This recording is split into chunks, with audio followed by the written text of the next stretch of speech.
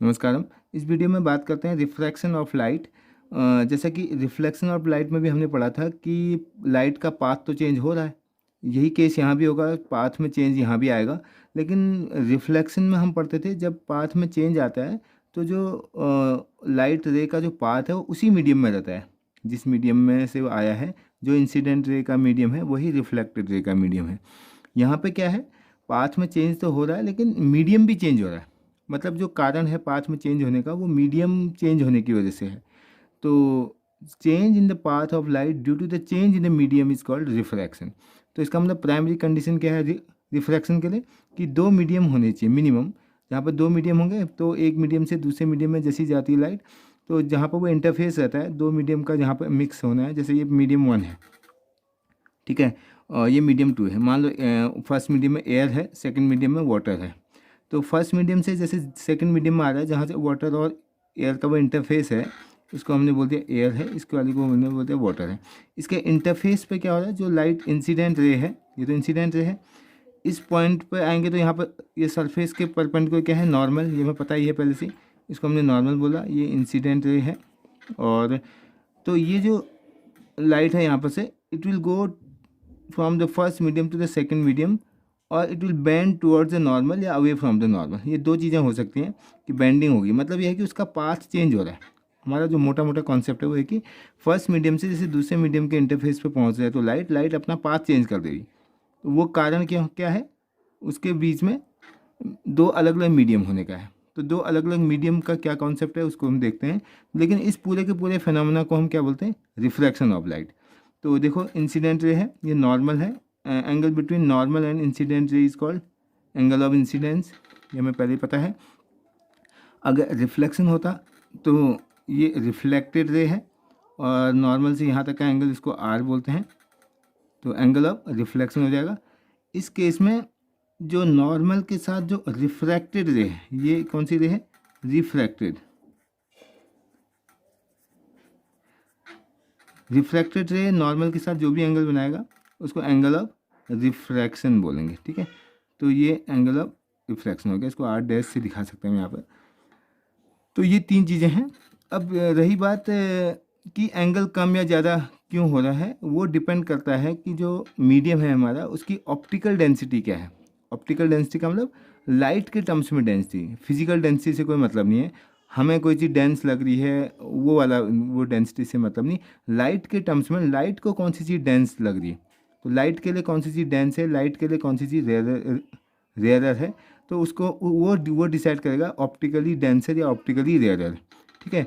तो वो दो मीडियम, जो ऑप्टिकली डेंसर होगा वो ज़्यादा बेंड करेगा टुवर्ड द नॉर्मल, जो ऑप्टिकली रेयरर होगा वो अवे फ्रॉम द नॉर्मल रहेगा। तो ऐसा क्यों होता है उसको हम अभी देखते हैं। तो सिंपल सी बात यह है कि रिफ्रैक्शन के लॉज हैं कुछ, जैसे रिफ्लेक्शन के लॉज हुआ करते थे। तो लॉज ऑफ रिफ्रैक्शन क्या है, पहला तो क्या है, इंसिडेंट रे, रिफ्रैक्टेड रे, जो आप रिफ्लेक्टेड बोलते हैं यहाँ पर, रिफ्रैक्टेड रे और नॉर्मल, ये तीनों क्या होंगे, एक ही प्लेन पर होंगे। जैसे मान लो लाइट ऐसे आएगी, इसके बाद बैंड हो गए, जैसे ऊपर से आ रही है ऐसे बैंड हो गए, उसी मीडियम में कहीं जाएगी नीचे, एक ही प्लेन में रहेगी। अगर वर्टिकल प्लेन है तो वर्टिकल प्लेन ही रहेगा, अगर हॉरिजॉन्टल प्लेन ले रहे हैं तो हॉरिजॉन्टल प्लेन ही रहेगा। तो मतलब यह है कि ये तीनों चीज़ें हमेशा एक ही प्लेन पे लाई करती हैं। ये तो सिंपल सा हो गया। दूसरी बात, इसमें जो है जो ratio of the sign angle of incident, जो इंसिडेंट रे है इसका जो साइन है, साइन आई, इसको हम बोल सकते हैं साइन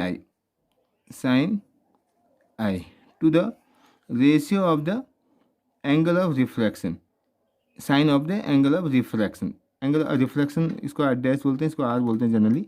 तो ये आर है, तो साइन आर, तो sine I upon sine R की जो वैल्यू होगी वो कांस्टेंट होगी। अब वो कांस्टेंट क्या है, उसको हम लिखते हैं म्यू। म्यू का मतलब 1 म्यू 2, 1 म्यू 2 का मतलब रे फर्स्ट मीडियम से सेकंड मीडियम में आ रही है। अगर फर्स्ट मीडियम एयर है तो इसी को हम लिख सकते हैं A म्यू W, एयर से वाटर की ओर आ रहा है। तो साइन आई अपॉन साइन आई, इसको हम बोलते हैं रिलेटिव रिफ्रैक्टिव इंडेक्स। 1 म्यू 2 का मतलब रिफ्रैक्टिव इंडेक्स ऑफ सेकंड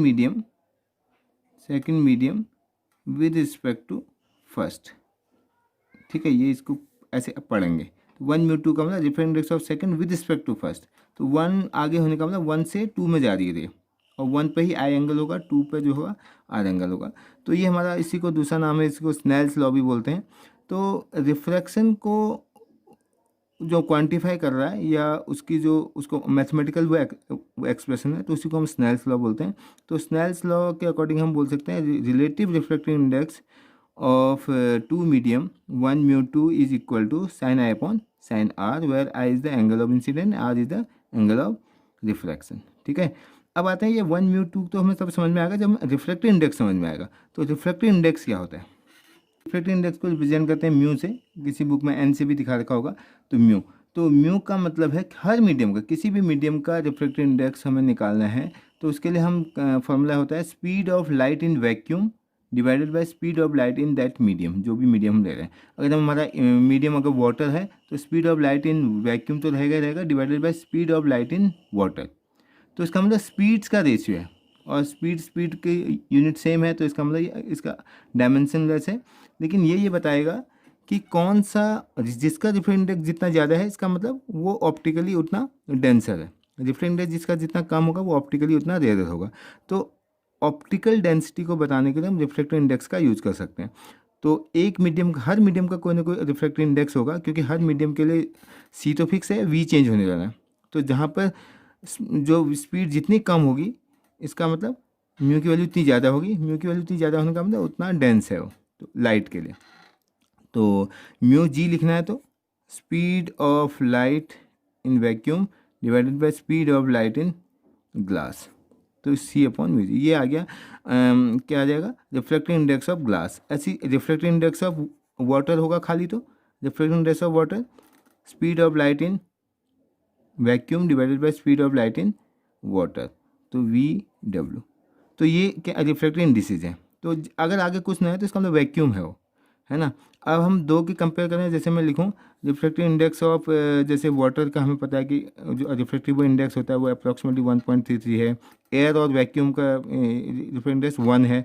तो जहाँ पर कुछ नहीं है तो इसको 1 से कंपेयर कर रहे हैं, वैक्यूम से कंपेयर कर रहे हैं मतलब। तो अब मैं अगर रिलेटिव के टर्म्स में निकालूँ, अगर मैं लिखूँ कि ए म्यू डब्ल्यू लिखें या डब्ल्यू म्यू जी का मतलब refractive index of glass with respect to air. ये समझने की बात है। रिफ्रैक्टिव इंडेक्स ऑफ ग्लास, इसको क्या बोलेंगे? Refractive index of glass with respect to water. With respect to water का रे वाटर से स्टार्ट हुई है, या यहीं से भी देखें तो वाटर से लेके ग्लास की ओर जा रही है, 1 to 2 वाटर से ग्लास की ओर रे जा रही है। तो इसको हम लिखेंगे तो W mu G equal to, finally कहाँ पहुँची ray? Final upon initial, mu G upon mu W. तो refractive index of glass with respect to refractive index of water हो जाएगा डब्ल्यू जी अपॉन डब्ल्यू। इसी को अगर सॉल्व करेंगे तो म्यू जी की वैल्यू क्या आएगी? C upon V G divided by C upon V W. इसी को सॉल्व करेंगे तो V W upon V G. तो W mu G equal to mu G upon mu W equal to V W upon V G. V equal to अगर हम frequency के term में लिखेंगे तो V equal to nu lambda, medium के change होने से फ्रीक्वेंसी में कोई चेंज नहीं आ रहा है लाइट के, तो वेव के, तो V equal to nu lambda के टर्म्स में लिखो तो lambda W upon lambda ji.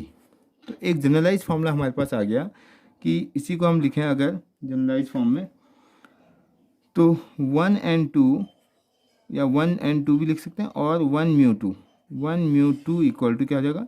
Mu 2 upon mu 1 equal to V1 upon V2 equal to lambda 1 upon lambda 2। तो ये एक स्नेल्स लॉ है एक्सटेंडेड फॉर्म में, इसको हम समझ सकते हैं। तो ये हमारा क्या था?